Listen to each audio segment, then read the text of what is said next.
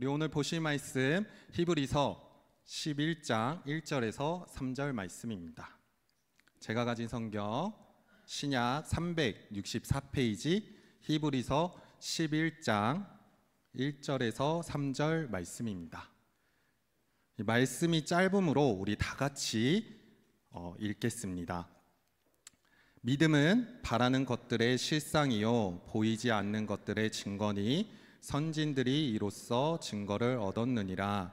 믿음으로 모든 세계가 하나님의 말씀으로 지어진 줄 우리가 아나니 보이는 것은 나타난 것으로 말미암아 된 것이 아니니라. 아멘. 믿음이라는 제목으로 오늘 말씀을 전하겠습니다. 제가 저번 금요 기도회 때 십자가를 져야 된다고 말씀했습니다. 근데 단순히 십자가를 혼자 지는 것이 아니라 제가 먼저 지고 같이 지자고 말씀을 드렸습니다. 또한 우리가 십자가를 지기 위해서 그 짐을 어떻게 질 것이냐에 대해서 오늘 말씀을 전하려고 하는데, 그 십자가를 지기 위해서는 믿음이 필요합니다. 믿음 없이는 우리가 나갈 수 없음을 보여주고 있습니다. 특히 히브리서 11장은 믿음장이라고 얘기합니다. 근데 히브리서 11장을 읽기 전에 앞에 히브리서 10장 38절 말씀을 보면 이렇게 얘기합니다. 나의 의는 믿음으로 말미암아 살리라 라고 말씀을 합니다. 그리고 11장에 나와서 이 말씀을 자세히 풀어서 설명해 주는 아주 중요한 본문이 바로 오늘 11장입니다. 우리는 여기서 믿음의 사람들과 그들이 사는 방법을 통해 믿음의 진수를 맛보게 됩니다. 우선 믿음이 무엇인지를 하나하나씩 살펴보려고 합니다. 에베소서 2장 8절에서 9절 말씀을 우리 같이 한 목소리로 읽겠습니다. 네, 말씀이 준비 안 됐나요 혹시? 제가 말씀을 읽어드리겠습니다. 에베소서 2장 8절에서 9절 말씀을 보면 너희는 그 은혜에 의하여 믿음으로 말미암아 구원을 받았으니 이것은 너희에게서 난 것이 아니요 하나님의 선물이라. 행위에서 난 것이 아니니 이는 누구든지. 아멘. 믿음은 우리가 가진 것이 아니라 하나님의 선물이라고 말합니다. 믿음은 하나님의 전적으로 은혜로 주어지는 것임을 말하고 있습니다. 내가 가지고 싶다고 해서 이거를 마음대로 가질 수 없는 것입니다. 하나님의 은혜가 있어야 가질 수 있다고 성경에서는 말씀하고 있습니다. 어머니가 차려주신 밥을 먹고 안 먹고는 자녀의 문제에 달렸습니다. 하지만 어머니가 밥을 아예 차려주지 않는다면 아이가 밥을 안 먹고 할 상황조차 없이, 이걸 먹을 조차도 없이 나간다는 것입니다. 우리가 믿음을 가지면 그것은 전적인 하나님의 은혜임을 우리는 기억하셔야 합니다. 또 믿음은 우리가 구원을 얻는 열쇠라고 말합니다. 믿음 자체가 구원은 아니지만 구원에 있어서 믿음은 결정적인 열쇠가 됩니다. 예수님은 병든 자들을 고쳐주셨을 때 꼭 그들의 믿음을 받습니다. 예수님은 눈먼 자, 또 한생병자, 안진뱅이, 손 마른 자, 각세병 든 자, 또 미치 강이들, 귀신 들린 자들을 참 많이 고쳐주셨습니다. 그런데 예수님이 그들을 고칠 때마다 그들의 마음을 보셨습니다. 그리고 그들의 마음에 믿음을 보셨습니다. 믿음을 보시고 그들의 아픈 부분들을 고쳐주셨습니다. 혹시 병을 고칠 만한 믿음이 없다면 우선 그들에게 오히려 믿음을 심어주셨습니다. 믿음이 너를 낫게 하였다라고 그들에게 먼저 얘기해주고 그들이 믿음으로 고백하게 해주셨습니다. 사람들에게 들려온 중풍병자의 경우에는 그들을 데리고 온 사람들의 믿음을 받습니다. 믿음이 있을 때 하나님의 역사가 일어나심을 경험하는 저와 여러분들이 되기를 소망합니다. 우리가 믿음에 대해서 생각할 때 반드시 잊지 말아야 할 점은 믿는다는 사실보다는 믿음의 내용이 더 중요하다는 것입니다. 내 믿음보다 더 중요한 것은 믿음을 주시는 하나님이다라는 것을 우리는 기억하셔야 합니다. 즉, 내 믿음이 중요한 것이 아니라 하나님이 중요하다는 것입니다. 그렇다면 믿음의 내용은 무엇일까요? 우리가 무엇을 믿어야 할까 고민이 됩니다. 성경적인 믿음은 세상 사람들이 말하는 10년과는 전혀 다릅니다. 구약에서 말하는 믿음은 하나님이 하신 말씀을 믿는 것입니다. 신약에서는 예수 그리스도와 그분이 하신 말씀과 행하신 일을 믿는 것입니다. 히브리서식으로 표현하자면 우리의 사도시며 대제사장이신 예수 그리스도의 영원하고 완전한 구원 사역을 믿고 예수 그리스도의 피를 힘입어 성소에 들어갈 담력을 얻게 하는 것이 믿음이라고 말합니다. 히브리서 1장에서 10장까지 내용을 보면 예수님에 대해서 말하는 바가 바로 우리가 믿어야 할 내용들입니다. 믿음이란 예수 그리스도를 영접하고 그가 하신 모든 일을 믿고 신뢰하는 것입니다. 그렇다면 우리가 그 주님을 신뢰하고 믿었을 때 무슨 일이 일어날까요? 먼저 우리 안에 모든 죄가 씻겨 나갑니다. 천국과 내세가 분명해집니다. 성령의 역사로 구원에 대한 확신이 생깁니다. 안심하는 마음이 생겨납니다. 또 기쁨과 평안이 몰려옵니다. 이렇게 될 때 그 사람이 어떤 핍박과 환난과 역경 속에서도 용기를 잃지 않습니다. 끝까지 참고 기다리는 인내를 주어집니다. 하지만 세상 사람들은 믿음이 없기 때문에 결국 쓰러질 수밖에 없고 우리에게 주어진 기쁨이 무엇인지를 모르기 때문에 계속 갈급함에 빠져 세상이 추구하는 진리를 붙잡으려고 합니다. 하지만 우리는 알고 있습니다. 그것이 진리가 아니고 붙잡으려고 하면 할수록 우리의 육신과 우리의 정신은 피폐해지며 쓰러질 수밖에 없습니다. 그러므로 우리가 믿었을 때 주님이 주시는 그 놀라운 은혜를 누리며 나아가기를 소망합니다. 또 어떤 사람은 즉각적인 응답에 주목해서 믿음을 생각하는 경향들이 있습니다. 병이 낫고 죽은 자가 살아나고 또 귀신이 떠나가고 방언하는 등 형상에만 집중하는 사람들이 종종 있습니다.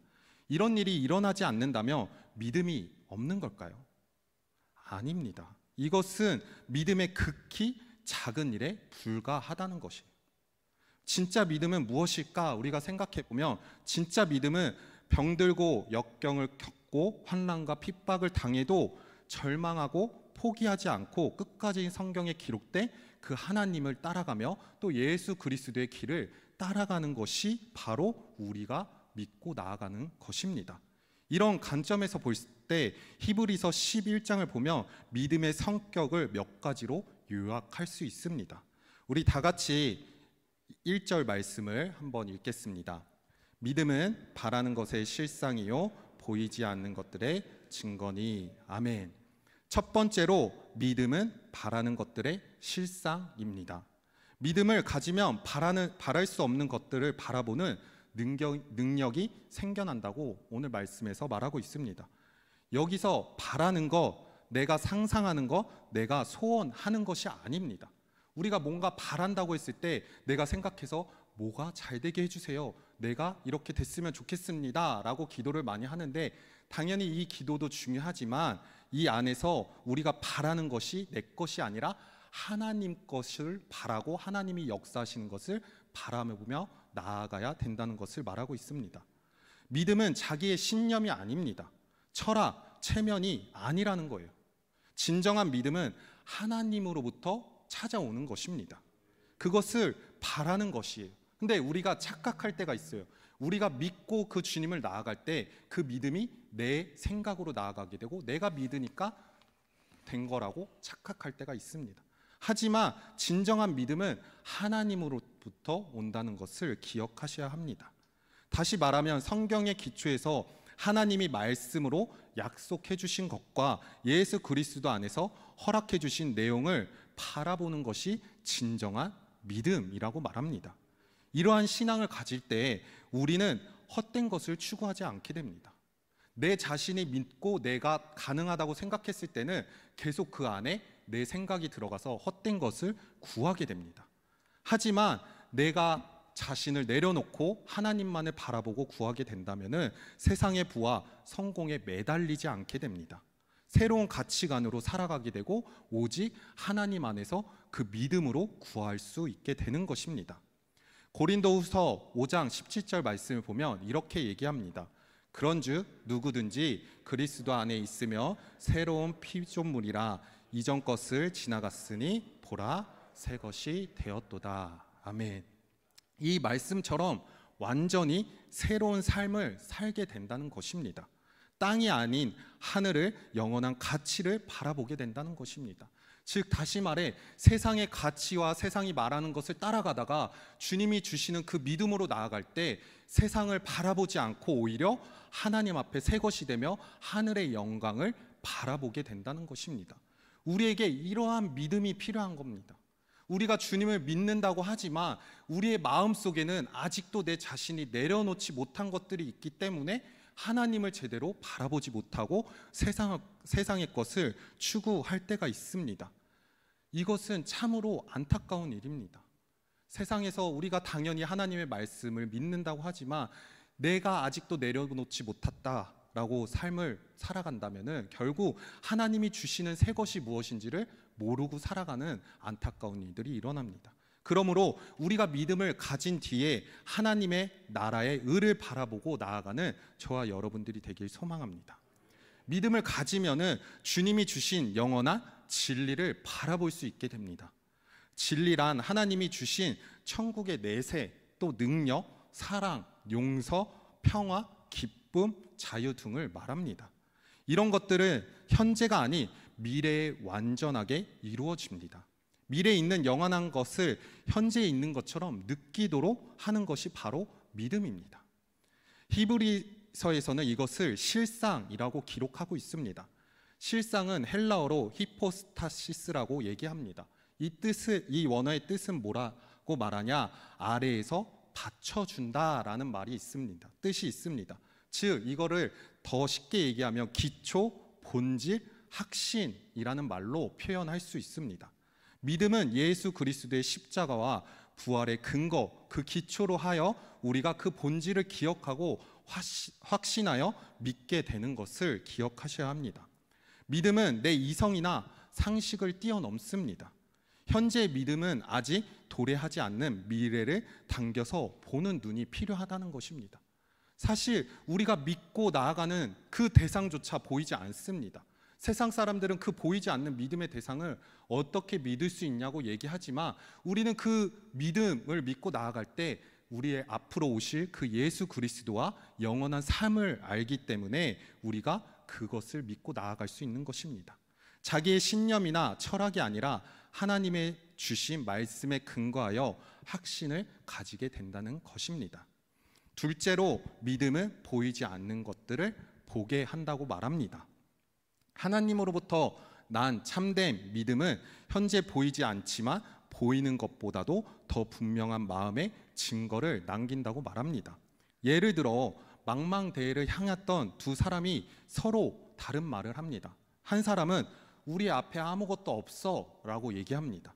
또 다른 한 사람은 앞에 섬이 있다고 말합니다. 왜 똑같은 바다를 보고서 왜 상반된 말을 했을까요?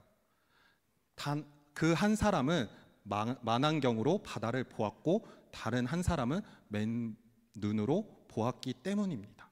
믿음의 사람은 만안경으로 바다를 본 사람 같아야 합니다. 자연의 눈에는 하나님의 깊은 세계가 전혀 보이지 않습니다. 그러나 믿음의 눈으로 우리가 그것을 바라봤을 때 영원한 천국과 미래가 있음을 알 수 있습니다. 하나님의 자녀라면 보이지 않는 하나님을 보는 믿음의 눈을 가지셔야 합니다. 고린도전서 2장 14절 말씀을 보면 이렇게 얘기합니다. 육에서 속한 사람은 하나님의 성령의 일을 받지 않아야 하나니 이는 그것들이 그에게 어리석게 보임이요 또 그는 그것을 알 수 없나니 그러한 일은 영적으로 분별되기 때문이라. 아멘. 제가 질문 하나 해보겠습니다. 혹시 하나님을 본 적 있으십니까? 본 적은 없지만 뭔가 마음속에는 더 분명하게 하나님을 본 것 같을 것입니다. 혹시 천국에 가보셨나요? 천국에 가보지는 않았지만 앞으로 오실 그 천국의 하나님 예수 그리스도를 우리가 마음속에 있는 것처럼 느끼기 시작할 수 있는 것이 바로 믿음이라는 것입니다. 믿음은 이성, 상식, 합리성, 유체, 현실의 모든 조건을 뛰어넘게 합니다. 영혼의 새 지평선을 열어주고 마음을 강하게 하며 의지를 굳게 해주고 삶의 변화를 가져다 줍니다. 이것을 믿고 나아가는 저와 성도님들이 되기를 축복합니다. 세 번째로는 믿음은 믿음의 선배들에 의해 증거되는 것입니다. 2절 말씀을 우리 같이 읽겠습니다. 선진들이 이로써 증거를 얻었느니라. 아멘. 증거란 법적 증거로서 확실한 것을 말하는 것입니다. 성경에서 말하는 믿음은 막연한 축축이나 선입관이 아니라는 거예요. 세상 사람들은 성경을 읽었을 때 어떻게 그런 일이 일어날 수 있냐, 그 증거를 대봐라 얘기하면은 이 성경이 증거인데 이게 증거라고 아니라고 얘기를 합니다. 변화되거나 바뀔 수 있는 것이 아닙니다. 왜냐하면 믿음의 내용이 하나님과 하나님의 하신 말씀이 바로 이 성경책의 증거라고 말할 수 있습니다. 구약 성경에 등장하는 하나님의 사람들은 믿음의 실체적인 증거들을 보여줬고 할 때 세상의 모든 여러 가지를 믿음으로 이겨내며 나아갔습니다. 또 우리는 세상에 두 종류의 사람들이 있음을 깨닫습니다. 첫째는 믿음의 세계 속에 사는 믿음의 사람들, 또 둘째는 이성과 경험, 상식 속에 살아가는 합리적인 사람들로 나눠서 볼 수 있습니다. 믿음으로 사는 사람은 세상의 철학이나 자기의 주관대로 살아가지 않습니다. 그는 하나님과 하나님의 말씀을 마음에 뿌리를 두고 살아갑니다. 신약의 개념으로 표현하자면은 예수님이 하신 말씀과 사역에 뿌리를 두고 사는 믿음의 사람이라고 할 수 있습니다. 반면 이성의 사람들은 그의 삶에 뿌리의 말씀을 두고 살아가는 것이 아니냐, 이 사람들은 자기 자신을 믿음으로 살아가는 사람들입니다. 그 자신의 지식과 경험과 상식의 근거를 두고 살아간다는 것입니다. 얼핏 생각하면 인간의 이성과 상식, 경험이 옳고 그것이 맞다고 생각하는 것처럼 보일 때가 있습니다. 그러나 그것은 분명하게 말하면 신기루에 불과합니다. 그런데도 많은 사람들이 하나님을 거부하고 말씀을 거부하며 믿음의 세계를 포기합니다. 합리성과 이성, 경험과 상식의 세계에서 얻은 결론이 결국 무엇입니까? 결국 그 결론은 절망이라는 것입니다. 세상 사람들은 그 결론에 도달했을 때 그것이 절망이라는 것을 알지 못해 예수 그리스도를 믿지 못하고 계속 세상의 진리만을 따라가고 그 세상이 말하는 상식만을 따라갑니다. 그리고 그 절망뿐만 아니라 그 끝에는 허무와 좌절뿐입니다. 믿음을 거부하는 현대인들은 이런 것을 경험합니다. 하나님 없이 정치, 교육, 사회 속에서 결국 혼돈과 파괴, 절망을 맛보게 되는 것입니다. 그리고 그 책임을 어떻게 하냐? 서로 떠넘깁니다. 서로 떠넘기다 결국은 하나님 앞에 신적인 존재에 원망하는 모습을 보여줍니다. 사람의 죄로 말미암아 이 세상은 파괴되었고 전쟁과 기근, 파괴, 말할 수 없는 부조리, 부패가 생겨났음에도 불구하고 사람들은 하나님이 자신들을 이렇게 만들었다며 그 책임을 자신에게 돌리는 것이 아니라 오히려 하나님이나 신적인 존재에 돌리는 모습들을 보여주고 있습니다. 인간이 절망과 고통을 느끼고 불안해하고 삶을 보람을 찾지 못하는 채 허무함에 사로잡혀 살아가는 이유는 무엇일까요? 하나님을 거부했기 때문이에요. 우리가 하나님을 믿는다면서 하나님을 거부할 때 우리는 절망과 좌절을 맛보게 됩니다. 그리고 세상 사람들은 이미 좌절과 절망 속에 빠져 살아가고 있는 것입니다. 교회를 다니면서 하나님을 어떻게 거부할 수 있어요? 라고 물어볼 수 있습니다. 근데 좀 죄송스럽지만 교회를 다닌다고 해서 믿음이 완전한 건 아닙니다. 내가 언제 하나님을 떠날지 모른다는 것입니다. 두려워하셔야 합니다. 앞에 있는 저 또한 하나님 앞에 말씀을 준비하고 바로바로 서려고 노력하지만 매일 무너지고 하나님 앞에 기도할 수밖에 없는 존재임을 깨닫고 살아갑니다. 그렇기 때문에 우리 성도님들과 우리 청년들이 살아갈 때 하나님 앞에서 나를 세우는 것이 아니라, 나로 살아가는 것이 아니라 내가 할 수 없음을 고백하고 내가 믿는 것조차도 내가 하는 것이 아니라 하나님이 주시는 선물임을 기억하셔야 합니다.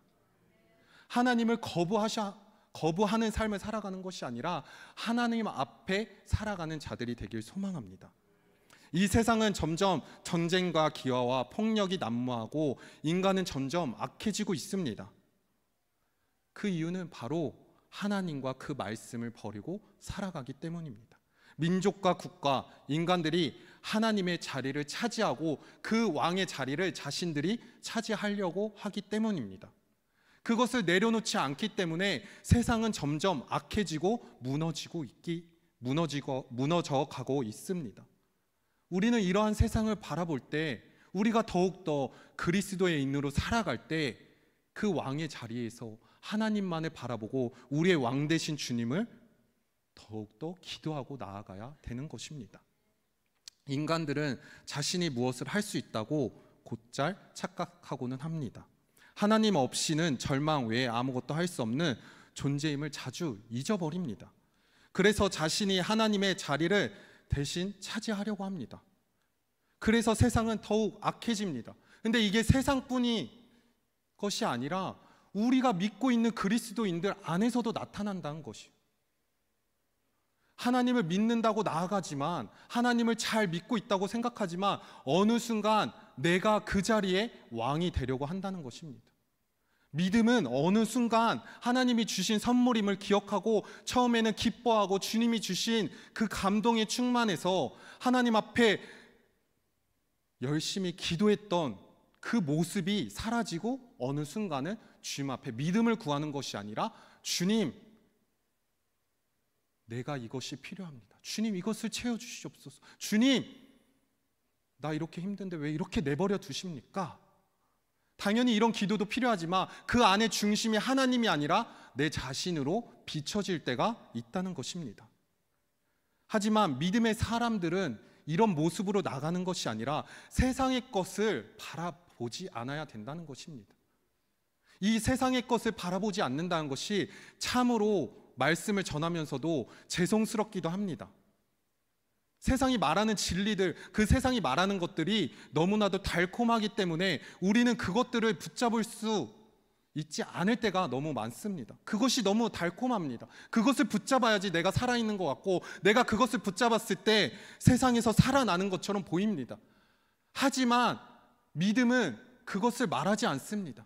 보이지 않는 그 실상을 바라보는 것이고 그것을 바라봤을 때 진정으로 보인다고 오늘 말씀에서는 말하고 있습니다. 그 믿음은 무엇일까요?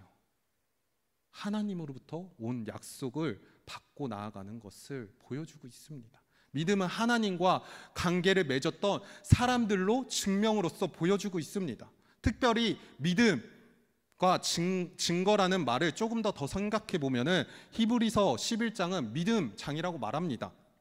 하지만 믿음의 말 못지않게 증거라는 단어들이 많이 나오고 있습니다. 히브리서 11장 1절에서 2절 말씀을 보면 이렇게 말합니다. 믿음은 바라는 것들의 실상이요 보이지 않는 것들의 증거니 선진들이 이로써 증거를 얻었느니라 라고 말합니다. 그리고 말씀이 길므로 제가 한번 말씀 구절을 알려드리겠습니다. 4절과 5절 말씀을 봐도 증거라는 단어들이 많이 나옵니다.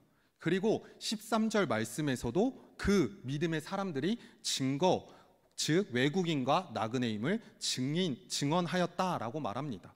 그리고 39절 말씀에 보면은 이 사람들은 다 믿음으로 말미암아 증거를 받았으나 약속된 것을 받지 못하였으니 라고 말합니다. 지금 믿음의 장임에도 불구하고 증거라는 단어가 많이 나오고 있습니다. 우리는 이 구절을 통해서 믿음에는 반드시 증거가 따른다는 사실을 깨닫게 됩니다. 믿음은 증거를 갖게 되는 일입니다. 현실적으로 받은 것은 없어도 하나님으로부터 엄청난 약속을 받았기에 그것을 붙잡고 증거처럼 가지고 있는 것이 바로 믿음이라고 말합니다. 하지만 세상 사람들은 진정한 믿음이 무엇인지를 알 길이 없습니다. 우리의 성도님들의 믿음이 너무 우리 교회 성도님들이 아니라 세상의 그리스도인들이 너무 그 믿음에 대해서 값싸게 취급해 버려서 그런 것들을 보다 보니 사람들이 그 예수 그리스도가 살아있는 거냐, 그 믿음이 진짜냐라고 의문을 합니다. 또 많은 그리스도인들을 통해서 영생과 영원한 눈을 보지 않는 하나님의 세계를 보았기 때문에 많은 사람들은 그 증거를 알지 못합니다. 그 증거를 누가 보여주냐? 우리의 믿음의 그리스도인들은 성경을 통해서 그 믿음의 증거를 볼 수 있지만 세상의 사람들은 어떻게 알 수 있냐? 우리가 바로 증인이 돼야 된다는 것입니다. 한번 고민하셔야 합니다. 내가 세상에서 살아가면서 그리스도인으로 살아갈 때 과연 나는 믿음의 증인으로 살아가고 있는지, 아니면 그냥 세상 사람들과 차이 없이 살아가고 있는지를 고민하셔야 합니다. 내가 만약 믿음의 증인으로서 그 예수 그리스도를 증거하고 살아갔다면 너무나도 감사한 일입니다. 하지만 아직도 내가 그 주님의 자녀임에도 불구하고 증거된 삶을 살지 않고 있다면 다시 한번 주님 앞에 그 믿음을 구하고 나아가는 저와 성도님들이 되기를 소망합니다. 용기와 인내는 믿음이 아니라 세상의 가치와 별다를 바 없는 믿음을 우리가 보여줬기 때문에 사람들이 알지 못합니다.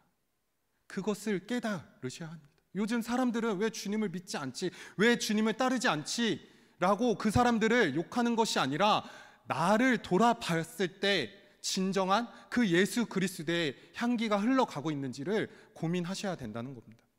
그것이 구약에서 증거로 보여줬고 믿음의 조상들이 보여줬고 그것이 성경에서 진짜 믿음이라고 보여주고 있습니다.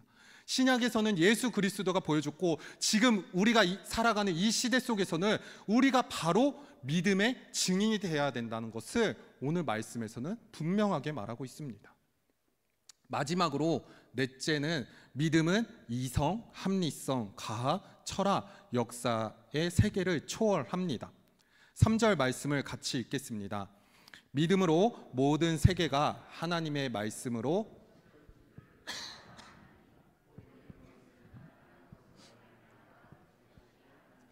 아멘. 이 구절에서 지금 믿음으로 아나니라는 표현으로 지금 쓰여지고 있습니다. 세상 사람들은 알아야 믿는다고 말합니다. 세상 사람들은 계속 머리로 이해해야 되고 그것이 증명돼야지 안다고 말합니다. 그러나 성경은 이렇게 말합니다. 믿으면 알게 된다고 말합니다. 세상이 말하는 거와 전혀 다릅니다. 지금 세상에서는 그 지혜로 지식으로 알아야 그것을 안다고 말하지만 성경은 믿으면 알게 된다고 말합니다. 이 논리는 이사야 7장 9절 말씀에서도 나옵니다. 만일 너희가 굳게 믿지 않으면 너희는 굳게 서지 못한다고 말합니다. 어거스틴도 이런 얘기를 했습니다. 너는 알기 위해서 믿노라 라고 말합니다. 참 인식은 참 믿음을 통해서만 가능하다는 것입니다. 믿지 않으면 영적인 세계는 결코 이해할 수 없습니다. 우리의 믿음을 통해서 우리의 주인이 인간의 기원에 대해서도 알 수 있게 된다는 것을 보여주고 있는 것입니다. 예수님은 요한복음 11장 40절 말씀에서도 이렇게 말합니다. 우리 같이 읽겠습니다. 내 말이 내 믿음으로 믿으면 하나님의 영광을 보리라 하지 아니하였느냐라고 말씀하십니다. 생각하는 것마다 죄요 더러운 것으로 가득 차 있는 사람에게 어찌 하나님의 영광을 볼 수 있겠습니까? 우리는 죄인입니다. 죄인이기 때문에 계속 죄를 지을 수밖에 없습니다. 하지만 그 예수 그리스도의 피로 말미암아 우리가 구원받고 믿을 수 있는 그 선물을 받았던 것입니다. 그런데 하나님은 그 믿는 사람에게 그분의 영광을 보여주겠다고 약속하셨습니다. 하나님의 영광은 오직 믿는 사람에게만 보여지는 것입니다. 그렇기 때문에 세상 사람 눈에는 이것이 전혀 보일 수 없고 보지 못하는 것입니다. 이렇듯 믿음은 모든 것, 특히 인식을 초월합니다. 믿음을 갖게 될 때 예수 그리스도에 대한 믿음이 생기기 시작할 때 새로운 세계가 펼쳐집니다. 한번 우리가 기억해 보면 좋겠습니다. 내가 처음 예수 그리스도를 믿었을 때 어떠셨습니까? 성도님들의 마음에 어떤 울림이 있었습니까? 우리 청년들 마음 가운데 예수 그리스도를 믿었을 때 어떤 울림이 있었습니까? 그 믿음이 얼마나 놀랍고 큰지를 생각해 봤을 때 세상이 말하는 그 모든 것들로 표현할 수 없습니다. 그 새로운 것을 바라보게 되고 하나님이 나를 얼마나 사랑했고 하나님이 날 위해 그 독생자 예수 그리스도를 보내셔서 그 고진 고난을 당하시고 십자가에 못 박혀 죽으시고 우리를 위해 죽으셨던 그 예수 그리스도의 사랑을 경험하게 되면 놀라운 일이 일어난다는 것입니다. 이 세상 사람들은 이것을 경험하지 못했기 때문에 예수 그리스도 앞에 나올 수 없게 되는 것입니다. 그래서 우리가 세상의 어떤 고난과 비난과 세상의 논리에 흔들릴 수 없고 그것에 요동치지 않을 수 있는 것은 예수 그리스도의 믿음으로 말미암아 그 사랑이 얼마나 큰지를 알기 때문에 그 세상에서 힘들고 어려울지라도 다시 예수 그리스도를 붙잡고 나아갈 수 있게 되는 것입니다. 믿음의 눈으로 보면 우리는 모든 과거를 선명하게 해석할 수 있습니다. 생각할 수 있습니다. 과거 속에서 하나님의 섭리와 역사를 보게 된다는 것입니다. 지금은 내가 힘들고 지금은 내가 내 앞이 어둡고 어떻게 나아가야 될지, 왜 나에게 이런 현실이 찾아올지, 내가 주님을 이 정도 믿었으면 주님 이제는 좀 편히 살아가야 되는 거 아닙니까? 주님 왜 나를 이렇게 힘들게 합니까? 라는 원망이 들 때가 있어요. 저도 사역하면서 힘들고 어렵고 답답할 때 하나님한테 원망을 토해냅니다. 주님 너무 힘듭니다. 주님 왜 이렇게까지 나를 힘들게 합니까? 근데 그 시간이 흘러 돌아보면 하나님의 섭리가 있었고 하나님의 사랑이 있었다는 것을 언제 깨닫게 되냐? 우리가 믿음을 잃지 않고 끝까지 나아갔을 때 그것을 경험하게 된다는 것입니다. 그렇기 때문에 우리 성도님들이 내가 지금 믿고 있고 그 주님을 바라본다고 해서 이것에 안도하는 것이 아니라 이 믿음이 영원 끝까지 주님이 오실 그날까지 잃지 않도록 기도를 하셔야 된다는 것입니다. 이것을 바라보고 나갈 때 하나님은 우리를 무너뜨리지 않고 그 고난과 역경 속에서도 날마다 우리와 함께 하신다는 것을 기억하셔야 합니다. 이것이 바로 믿음이며 그 믿음 안에서 주님이 우리에게 주어진 선물이라는 것입니다. 절망하지 않는 자체가 바로 믿음의 큰 상급임을 기억하셔야 합니다. 마지막으로 로마서 10장 17절 말씀을 보면 이렇게 말합니다. 그러므로 믿음은 들음에서 나며 들음은 그리스도의 말씀으로 말미암았느니라. 아멘. 이 말씀처럼 믿음은 내 생각에서 나는 것이 아닙니다. 착각하면 안 됩니다. 믿음은 내 생각에서 나는 것이 아니라 내 안에서 절로 생기는 것이 아닙니다. 믿음은 하나님의 말씀을 붙잡았을 때 비로소 생겨나는 것입니다. 그 믿음을 붙잡고 나아가기를 소망합니다. 하나님의 말씀 안에 들어가길 소망합니다. 세상이 흔들리고 나를 붙잡고 계속 어리석게 그 세상의 진리를 따르라고 얘기하지만 그것을 붙잡고 나아가는 것이 아니라 믿음의 말씀은 곧 말씀에서 시작되며 그 말씀의 진리로 붙잡고 나아갈 때 생겨난다는 것을 우리는 바라보셔야 합니다. 이 믿음을 가질 때 우리는 바라볼 수 없던 것들을 바라보게 됩니다.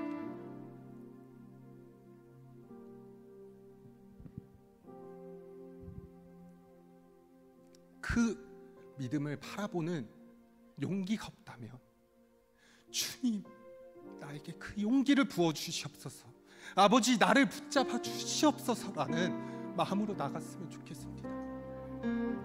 믿음은 예수 그리스도와 함께할 때 비로소 생겨남을 기억하셔야 합니다. 오늘 이 말씀을 통하여서 나갈 때 우리 성도님들의 마음 가운데 주님이 주시는 그 믿음으로 말미암아 살아가게 하여 주시옵소서, 주님을 붙잡는 자들이 되게 하여 주시옵소서라는 말씀이 우리 마음 가운데 새겨지며 살아가는 우리 모두가 되게 하시기를 축복하며 나아갑니다. 우리 다 같이 찬양할 때 주님, 세상이 우리를 흔들려고 할 때 나는 그 주님만을 섬기겠습니다. 주님의 사랑이 영원히 변치 않음을 기억하겠습니다. 오직 믿음으로 말미암아 그 주님만을 붙잡고 나아가는 자가 되겠습니다. 고백하는 마음으로 우리 같이 세상 흔들리고 찬양드리겠습니다.